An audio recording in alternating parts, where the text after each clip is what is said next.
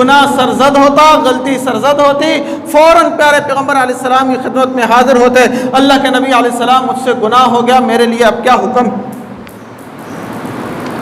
جوہینہ قبیلے کی خاتون تھی، گناہ سرزد ہو گیا، پیارے پیغمبر علیہ السلام کی خدمت میں حاضر ہوتی ہیں، گناہ بھی کوئی معمولی گناہ نہیں، زنا ہو گیا، زنا کر لیا اس نے، اس سے زنا ہو گیا، فوراً پیارے پیغمبر علیہ السلام کی خدمت میں حاضر ہوئی کہ اللہ کے نبی علیہ السلام مجھ سے زنا ہو گیا ہے، گناہ سرزد ہو گیا ہے، میرے لیے اب کیا حکم ہے؟ مجھ پر حد لاگو کیجئے، میرے لیے کیا حکم ہے؟ انسان ہے، آج ہم سے بھی گناہ ہوتے ہیں، مگر کیا کرتے ہیں؟ اس کا پرچار کرتے ہیں، دوست احباب کی محفل میں رکھتے ہیں، اپنی محفلوں کو گرماتے ہیں کہ کل میں نے یہ کیا، پرسوں میں نے یہ کیا، میں نے مجھ سے یہ ہو گیا، میں نے تو ایسا کام کر دیا، میں نے تو ایسا کام کر دیا۔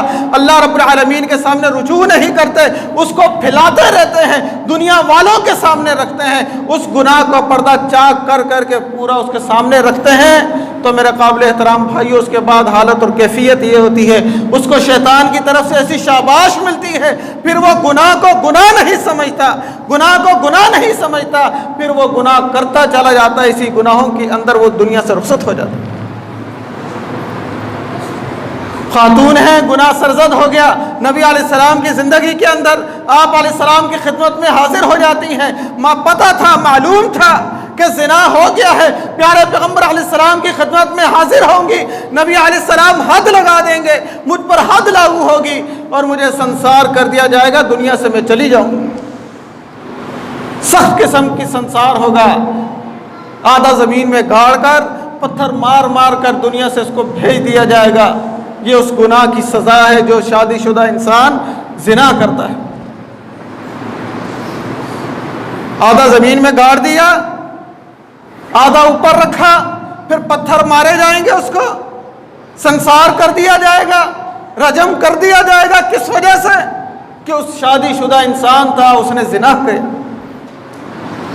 نبی علیہ السلام کی خدمت میں حاضر ہوتی ہیں کہ اللہ کے نبی علیہ السلام، میری زندگی کے اندر مجھ سے یہ عمل ہو گیا ہے، مجھ پر حد لاگو کیجئے، یہ نہ ہو اس عمل کی وجہ سے، اس گناہ کی وجہ سے میں دنیا سے رخصت ہو جاؤں، اللہ رب العالمین میرا ٹھکانہ جہنم بنا دو۔ مطمع نظر کیا تھا؟ آخرت تھی، دنیا جیسے تیسے گزر جائے گی، دنیا میں دو پتھر برداشت ہو جائیں گے، دنیا کے اندر تکلیف برداشت ہو جائے گی، آخرت ساری ہمیشہ والی جو زندگی ہے وہ برداشت، وہ برباد ہونے سے بچانی ہے، وہ کہیں ہاتھ سے نہ چلی جائے۔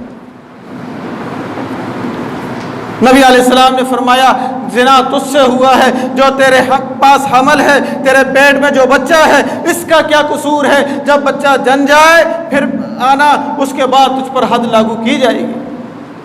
وہ میرے قابل احترام بھائیوں، ٹائم تھا، وقت تھا، اس کے بعد بہت لمبا چوڑا پیریڈ تھا، پیریڈ موجود تھا اس کے پاس، اللہ رب العالمین سے توبہ استغفار کر سکتی تھی، رو سکتی تھی، گڑ گڑا سکتی تھی۔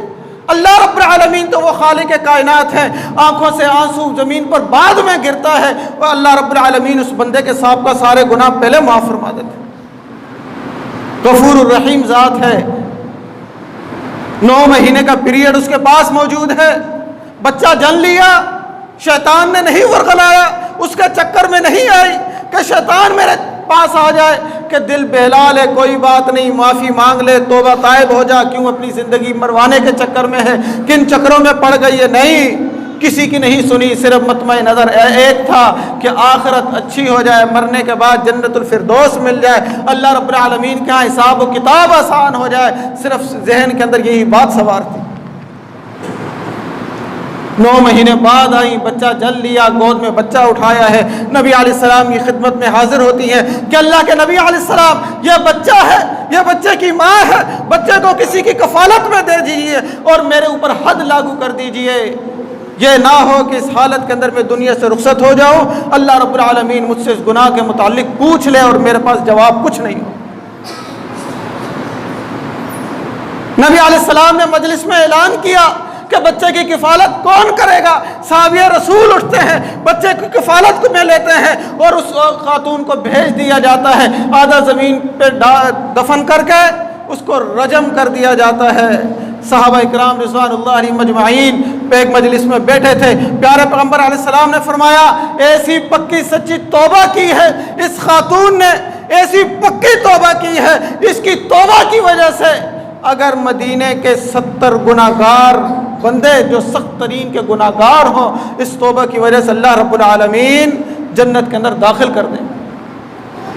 70 گناہگاروں کی توبہ ایک طرف ہے اور اس خاتون کی توبہ ایک طرف ہے, جو انسان پکے اور سچے دل سے اللہ رب العالمین کے سامنے توبہ رجوع کرتا ہے, استغفار کرتا ہے, اپنے آپ کو پیش کرتا ہے, سرنڈر ہو جاتا ہے, جھک جاتا ہے, آنکھوں سے آنسو بہا لیتا ہے. اللہ رب العالمین کو وہ توبہ اتنی پسند ہے. ایک اور صحابی ہے معاذ, ان کے ساتھ کیا ہوا, ان کی حالت اور کیفیت کیا تھی؟ ان سے بھی یہی عمل ہو گیا, زنا ہو گیا.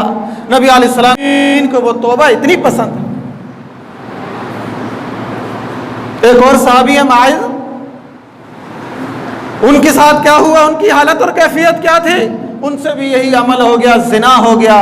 نبی علیہ السلام کی خدمت میں حاضر ہوتے ہیں کہ اللہ کے نبی علیہ السلام مجھ سے زنا ہو گیا, حد لاگو کیجیے. نبی علیہ السلام نے منہ پھیر دیا, پھر آ گئے سامنے. نبی علیہ السلام نے رخ چینج کر دیا, پھر سامنے آ گئے. کہا اللہ سے توبہ کرو, استغفار کرو, دعائیں کرو, اللہ رب العالمین کے سامنے رجوع کرو. کہا اللہ کے نبی علیہ السلام زنا ہو گیا ہے, حد ہے اس کی سزا, مجھ پر حد لاگو کیجئے, میں صحیح کہہ رہا ہوں. نبی علیہ السلام نے صحابہ کو کہا اس کا منہ سونگھو, کہیں شراب کے نشے کے اندر تو نہیں, کہیں شراب پی ہو, اس کا دماغ بہک گیا ہو, الٹی سیدھی باتیں کر رہا ہو, کہیں اس کو چیک تو کرو. کہا اللہ کے نبی علیہ السلام صحیح ہوں, دماغی طور پر صحیح ہوں, عقل سلیم میرے پاس موجود ہے, صحیح بات کر رہا ہوں, مجھ سے یہ عمل ہوا ہے, تب اپنے آپ کو میں نے حاضر کیا ہے. آج کون ہے اپنے آپ کو جھکائے؟ ہم نہیں کہتے کسی قاضی کے پاس جاؤ, عدالت میں پیش ہو جاؤ. اللہ رب العالمین کی عدالت آج بھی حاضر ہے. اللہ رب العالمین کے سامنے اپنے آپ کو پیش کرو, توبہ اور استغفار کرو, سابقہ گناہوں کی معافی مانگو. اللہ رب العالمین نے بابرکت مہینہ نصیب فرمایا ہے, کثرت کے ساتھ استغفار کرو, سابقہ گناہوں کی معافی مانگو.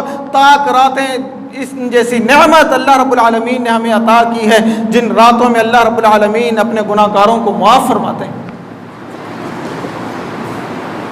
توبہ کرنی ہے, اللہ رب العالمین کے سامنے پیش ہونا ہے, آنکھوں سے آنسو بہانا ہے, کثرت سے استغفار کرنا ہے, سابقہ گناہوں کی معافی مانگنی ہے, آئندہ گناہ نہ کرنے کا عہد کرنا ہے. تو میرے قابل احترام بھائیو, اللہ رب العالمین وہ غفور الرحیم ذات ہے, اس انسان کو معاف کرنے والی ذات ہے. وہ صدقۃ الفطر دیتا ہے تو اللہ رب العالمین ان کمی کوتاہیوں کو اس فطرانے سے پورا کرتے ہیں. تو ہر مسلمان بچے, بوڑھے, جوان پر, مرد اور عورت پر, حتیٰ کہ عید کی نماز سے پہلے پیدا ہونے والے بچے پر بھی یہ صدقۃ الفطر ہے. تو ہر مسلمان کو چاہیے کہ اپنا صدقۃ الفطر عید کی نماز ادا کرنے سے پہلے دینا ہے. یہ نہ ہو کہ جو انسان عید کی نماز پڑھ لے اس کے بعد ادا کرے, وہ صدقۃ الفطر نہیں ہوگا, وہ عام صدقہ ہوگا. فطرانہ عید کی نماز سے پہلے ادا کرنا ہے. جس بھائی نے بھی دینا ہے فطرانے کی رقم 150 روپے بنتی ہے.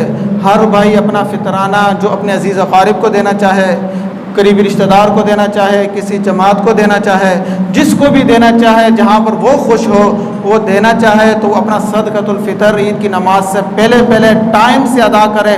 اس کے لیے فائدہ یہ ہوتا ہے کہ عید کی خوشیوں کے اندر آپ کا وہ غریب بھائی, وہ بہن جس کے ساتھ آپ تعاون کر رہے ہیں, تاکہ عید کی خوشیوں میں وہ بھی شامل ہو جائے. تو ہر بھائی لازمی کوشش کرے کہ عید کی نماز سے پہلے ابھی انہی دنوں کے اندر وہ اپنا فطرانہ جو ہے نا ٹائم سے ادا کر دے. جہاں پر وہ ضرورت سمجھتے ہیں وہاں پر وہ ادا کر دے. 150 روپے اس فطرانے کی رقم ہے. اگر کوئی بھائی کوئی جگہ مناسب نہیں سمجھتا تو ہمارے مسجد اعظم عبدالوہاب بھائی ہیں, قاری صاحب ہیں, یا اشفاق بھائی ہیں, ان بھائیوں سے رابطہ کر لے تو اپنا فطرانہ ان کے پاس بھی جمع کروا سکتا ہے, جو مستحقین تک پہنچا دیں گے. دوسرا عمل یہ ہے کہ دوسرا کام یہ ہے کہ نبی علیہ السلام کی سنت ہے, عید الفطر کی نماز کے لیے آتے تھے, کچھ بھی نہیں کھاتے تھے سوائے چند کھجوروں کے, طاق تعداد میں کھجوریں کھاتے تھے, اس کے علاوہ کچھ بھی نہیں کھاتے تھے. یہ نبی علیہ السلام کی سنت ہے. تو ہمیں بھی چاہیے کہ نبی علیہ السلام کی سنت کے مطابق اپنی زندگی بسر کریں. ہر عمل پر کسی سنت کو, کسی عمل کو, کسی نیکی کو معمولی نہ سمجھیں. یہی نیکیاں ہماری آخرت میں ہمیں کام آئیں گی۔ تو نبی علیہ السلام گھر سے جب نکلتے تعداد کے ساتھ کھجور کھا کر نکلتے تھے، 1 3 7 5 ان تعداد کے اندر کھجور کھاتے تھے، یہ نبی علیہ السلام کی سنت ہے۔ اس کے علاوہ کچھ بھی نہیں کھاتے تھے، پھر عید کی نماز کے بعد جا کے جو بھی کھانا پینا ہے وہ کرتے تھے۔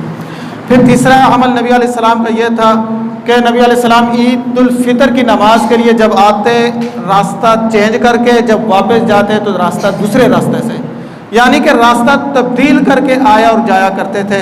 جس راستے سے آتے تھے واپسی اس راستے سے نہیں دوسرے راستے سے جاتے تھے۔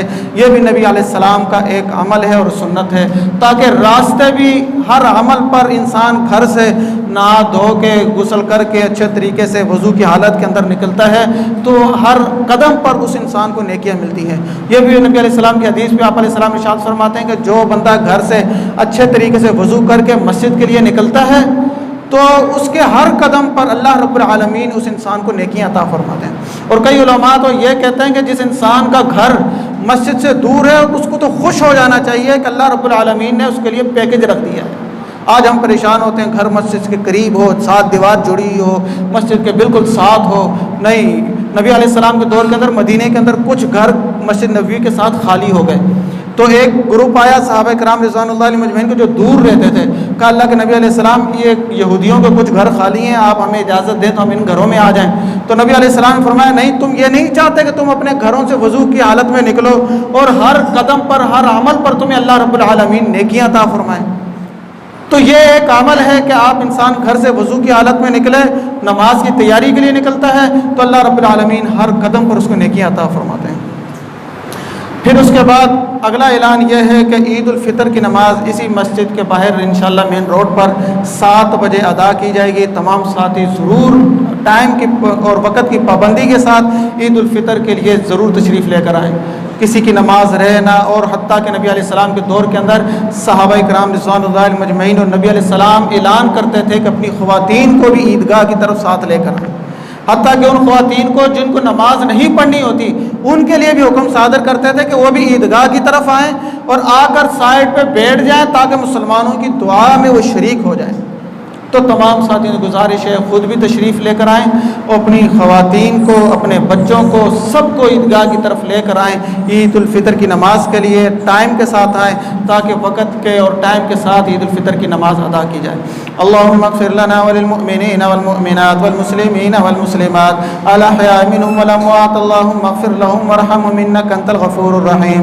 اللہم اشف مرضانا ومرضى المسلمین، اذهب الباس رب الناس واشف انت الشافی لا شفاء الا شفاؤک شفاء لا یغادر سقما۔ سبحان ربک رب العزة عما یصفون وسلام علی المرسلین والحمد للہ رب العالمین۔